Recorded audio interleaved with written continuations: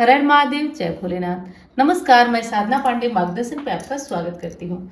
तो चलिए दोस्तों, आज हम जानते हैं जीवित पुत्रिका व्रत की बिल्कुल सरल आसान पूजा विधि, जो घर में आप बिना थकावट के कर सकते हैं। तो आसान पूजा विधि आज की वीडियो में जानेंगे। आसान पूजा करने के लिए आपको सबसे पहले तो एक चौकी या एक स्थान को साफ सुथरा कर लेना होगा। उसके बाद आप एक लोटा ले लीजिए। लोटा लेकर के और इस लोटे पे हो सके तो आप स्वास्तिक बना लीजिए, क्योंकि इसी लोटे में हम करेंगे जीवित वाहन बाबा की स्थापना। तो हो सके तो एक लोटे पे स्वास्तिक बना लेना। तो स्वास्तिक बना लेना है। इसके बाद क्या करना है कि आपको लोटे में सिक्का सुपारी और थोड़ा सा अक्षत डालना है, और हो सके तो थोड़ा सा फूल ले लेना है, ये डाल लेना है। और इसके बाद क्या करना है कि लोटे को हम स्थापित करेंगे एक विशेष स्थान पर, क्योंकि यहाँ पे हम जीवित वाहन बाबा की स्थापना कर रहे हैं। तो यहाँ पे हम लोटे को स्थापित करेंगे और लोटे के जो है वो जल से भर देंगे।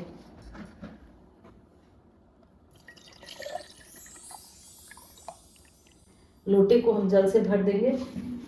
लोटे को जल से भरने के बाद अब हम क्या करेंगे, उसके ऊपर अगर हो सके तो कोई बर्तन रख दीजिए, चावल से भरकर, हो सके तो कोई बर्तन रख दीजिए।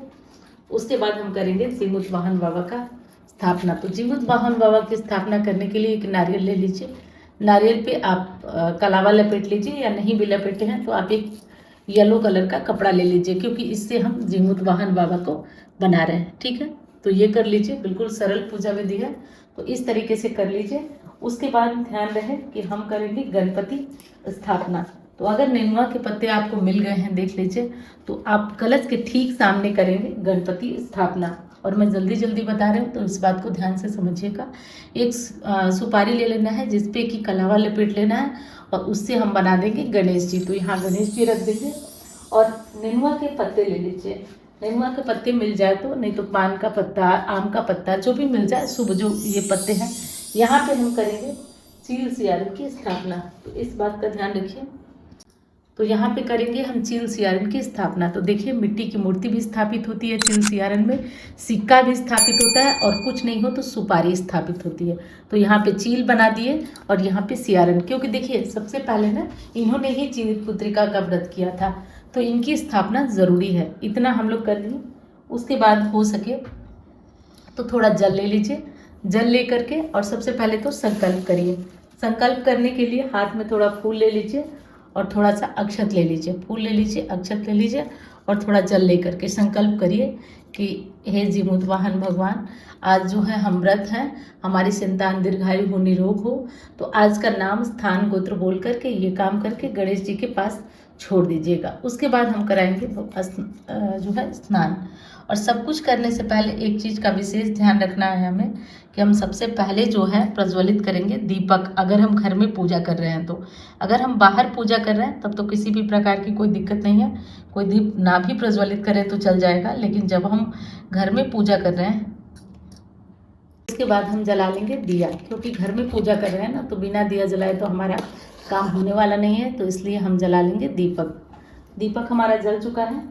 उसके बाद, अब दीपक जल चुका है, उसके बाद हम करेंगे गणेश जी की पूजा। पूजा कैसे करेंगे, तो देखिए, सबसे पहले तो ले लीजिए हाथ में ये रोली समर्पित करिए, हल्दी समर्पित करिए, और थोड़ा अक्षत समर्पित करिए।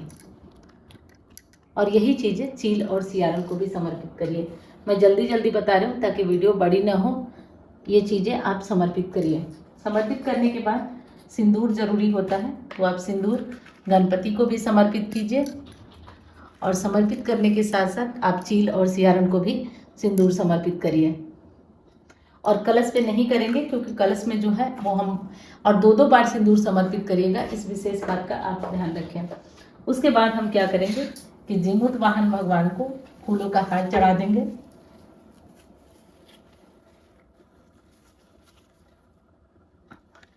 जीवित वाहन जी को हम फूलों का हार चढ़ा दें, और बाकी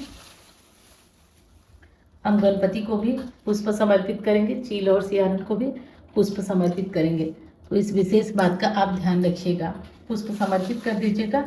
हो सके तो आप वस्त्र भी समर्पित करिएगा। तो वस्त्र समर्पित करने के लिए आप कलावा तोड़कर गणेश जी को और चील सियारन को वस्त्र समर्पित करिए। और जीमूत वाहन बाबा को तो हम पहले ही समर्पित कर चुके हैं। अब यहाँ पे देखिए एक कार्य और होता है, नेनुआ का पत्ता ले लीजिए, ये ज़रूरी कार्य है तो आपको मैं बता रही हूँ।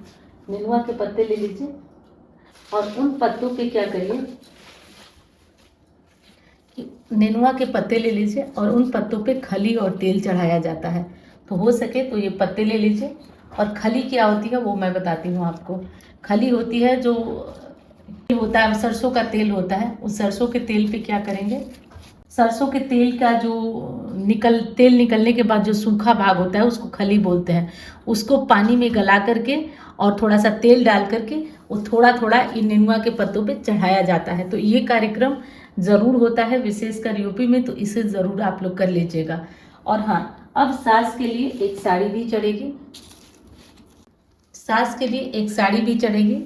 तो सास के लिए एक साड़ी आप यहाँ पे चढ़ा दें, क्योंकि माना जाता है कि गोठ में जिनकी सास नहीं है वो आती हैं, तो बहू उनके लिए चढ़ा दे साड़ी। ये भी चढ़ा दीजिए। दिया हमारा जल गया, सब कुछ हो गया। उसके बाद हम चढ़ाएंगे जिउतिया। तो जो जिउतिया है वो जीवंत वहाँ बाबा से स्पर्श करा देंगे और करके उसे रख देंगे। और इसे भी आप हल्दी कुमकुम अक्षत से जिउतिया की भी पूजा कर लेंगे। तो इसे भी आप रख दीजिए और थोड़ा सा हल्दी, थोड़ा सा कुमकुम, थोड़ा सा अक्षत से पूजा कर लेंगे। ठीक है, तो इतना कर लीजिए। और शाम को जिउतिया में ना तो पूजा की कोई सामग्री उठाई जाती है और ना ही कोई चीज़ खाई जाती है। जो भी पूजा का सामान होता है सब हम पूजा के बाद उठाते हैं और खाते हैं, तो ये ध्यान रखें। और जो लोग नेनुआ के पत्ते पे खली और तेल चढ़ा रहे हैं वो एक काम करें कि आप यहाँ पे नेनुआ के पत्ते पे एक एक केला और केले को छील करके और रखा जाता है, मतलब उसके कवर के साथ नहीं, छील करके रखा जाता है। और यहाँ पे सिंदूर भी लगाया जाता है।